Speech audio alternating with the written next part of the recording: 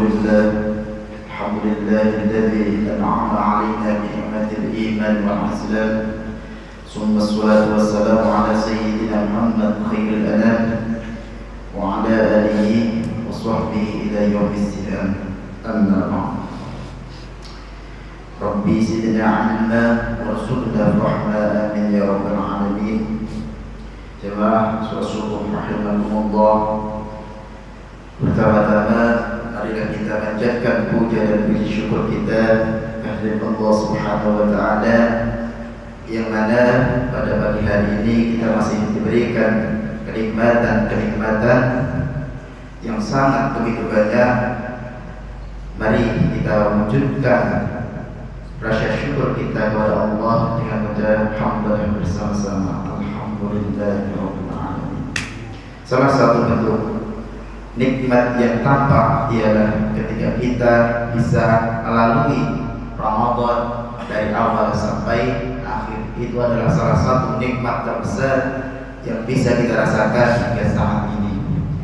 Shalawat dan salam senantiasa tercurahkan kepada suri tauladan kita Nabi Muhammad sallallahu alaihi wasallam beserta keluarga, sahabat dan para pengikutnya bila yaumil qiyamah. Amin ya rabbal alamin.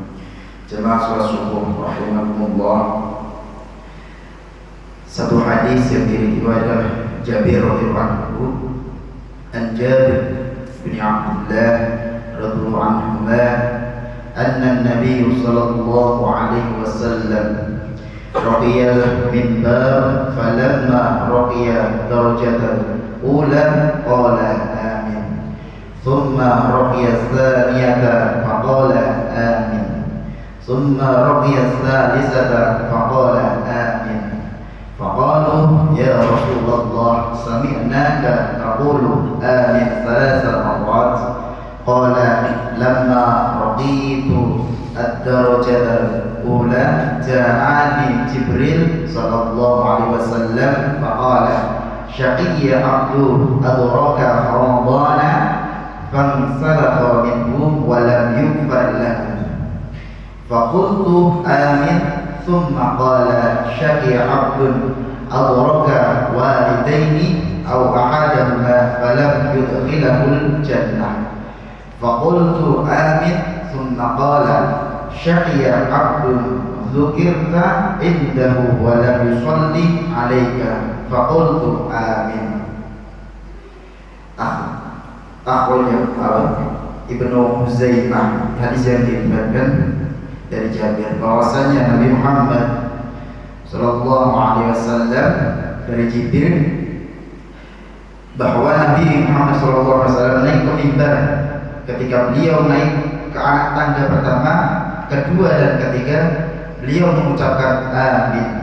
Lalu para sahabat bertanya, wahai Rasulullah, kami semua mendengar engkau berkata amin, amin, amin. Beliau menjawab, ketika aku menaiki anak tangga pertama, Jibril datang kepadaku dan berkata, celakalah seorang hamba yang mendapati bulan Ramadan namun dosanya tidak diampuni. Maka aku pun berkata amin. Kemudian dia Jibril berkata, celakalah seorang hamba jika mendapati kedua orang tua atau salah satu orang tuanya masih hidup, namun keberadaan kedua orang tuanya tidak membuatnya masuk ke dalam surga. Aku pun berkata amin. Kemudian dia Jibril berkata, celakalah seorang hamba jika namamu disebut di hadapannya tapi dia tidak bersolawat untukmu. Maka aku pun berkata amin. Hadis yang diriwayatkan oleh Ibnu Huzaimah, disahihkan oleh Syekh Al-Albani dalam Sahih At-Tirmidzi. Hadis ini menjelaskan tentang doa malaikat Jibril terkait 3 amalan buruk yang balasannya diaminkan langsung oleh baginda Nabi Muhammad SAW. Ungkapan celakalah seorang hamba setidaknya memiliki 2 makna, yaitu ungkapan kebencian terhadap orang yang lalai memanfaatkan peluang meraih kebaikan berlimpah, dan buruknya etika seorang muslim terhadap sosok atau sesuatu yang dimuliakan oleh Allah Subhanahu wa taala. Objek percakapan malaikat Jibril alaihissalam dengan Rasulullah sallallahu alaihi wasallam dalam hadis ini adalah bulan Ramadan, kedua orang tua dan Rasulullah sallallahu alaihi wasallam yang memiliki kemuliaan di sisi Allah Subhanahu wa taala. Kalimat celaka seorang hamba yang mendapati bulan Ramadan namun dosanya tidak diampuni, menjelaskan sisi kemuliaan bulan Ramadan sebagai bulan penuh ampunan, bulan penuh rahmat dan bulan penuh hidayah, bulan panen kebaikan dan bulan yang mengembalikan manusia kepada fitrahnya.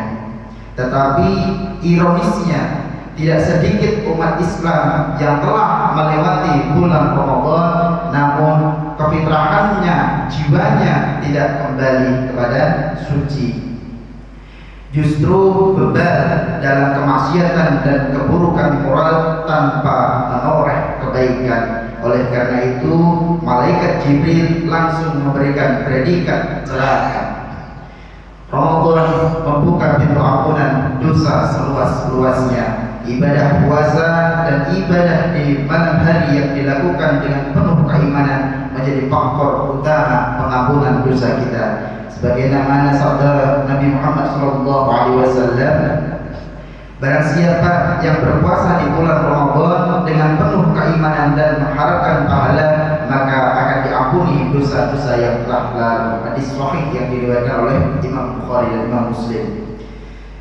Kalimat celakalah seorang hamba jika mendapati kedua atau salah satu orang tuanya masih hidup, namun keberadaan kedua orang tuanya tidak membuatnya masuk ke dalam surga, menjelaskan sisi kemuliaan orang tua yang harus diperlakukan secara baik sepanjang hidupnya. Sisi kemuliaan orang tua tersebut ditegaskan dengan jaminan surga bagi anak yang setia membahagiakan dan merawatnya hingga akhir hayatnya. Secara gamblang, Al-Quran menjelaskan dua perintah yang harus berjalan seiring dan tidak bisa dipisahkan, yaitu perintah menyembah Allah dan berlaku ihsan atau berlaku baik terhadap kedua orang tua, serta perintah bersyukur kepada Allah dan kedua orang tua. Dalam Al-Surah ayat 23 yang artinya, dan Tuhanmu telah memerintahkan agar kamu jangan menyembah selain Dia dan hendaklah berbuat baik kepada ibu bapa. Perintah berlaku ihsan atau baik dan berterima kasih kepada orang tua merupakan kewajiban unlimited, yaitu tanpa melihat batas usia orang tua. Meski keduanya telah wafat, maka perintah tersebut tetap melekat dalam diri seorang anak. Tentunya dalam bentuk melanjutkan kebaikan-kebaikan orang tuanya, mendoakan orang tuanya dan bersedekah atas nama orang tuanya. Dalam sebuah hadis, suatu ketika seorang sahabat bernama Jahimah pernah datang kepada Nabi dan berkata, "Ya Rasulullah, aku ingin ikut perang dan aku datang kepadamu untuk meminta saran." Rasulullah pun bertanya, "Apakah kamu masih mempunyai ibu?" "Ya, masih," jawabnya. Maka beliau bersabda, "Kalau begitu temanilah ia, karena surga itu terletak di kedua telapak kakinya." Hadis yang diriwayatkan oleh Imam Ahmad. Jadi kemuliaan orang tua dan merawatnya adalah perkara utama, bahkan setara dengan jihad perang di jalan Allah Subhanahu wa taala. Sebaliknya, seorang muslim yang tidak memuliakan orang tuanya, enggan merawatnya dan enggan mendoakan keduanya, niscaya hidupnya akan jauh dari keberkahan. Sebagaimana dalam hadis, yaitu dari Anas bin Malik radhiyallahu anhu, Rasulullah sallallahu alaihi wasallam bersabda, "Apabila seorang enggan mendoakan kedua orang tua, maka niscaya rezeki anak tersebut di dunia akan terputus." Hadis yang diriwayatkan oleh Ad-Dailami.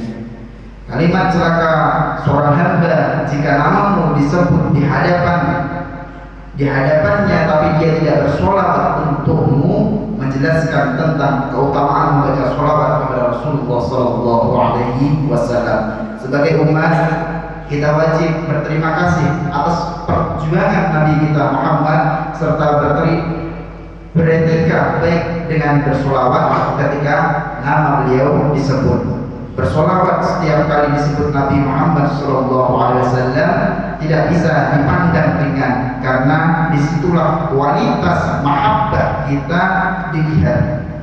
Perintah bersolawat memiliki kemuliaan tersendiri dalam Al-Quran, bahwa Allah dan para malaikatnya selalu bersolawat dan memerintahkan umat Islam untuk bersolawat. Ini tercantum dalam surat Al-Ahzab ayat 56.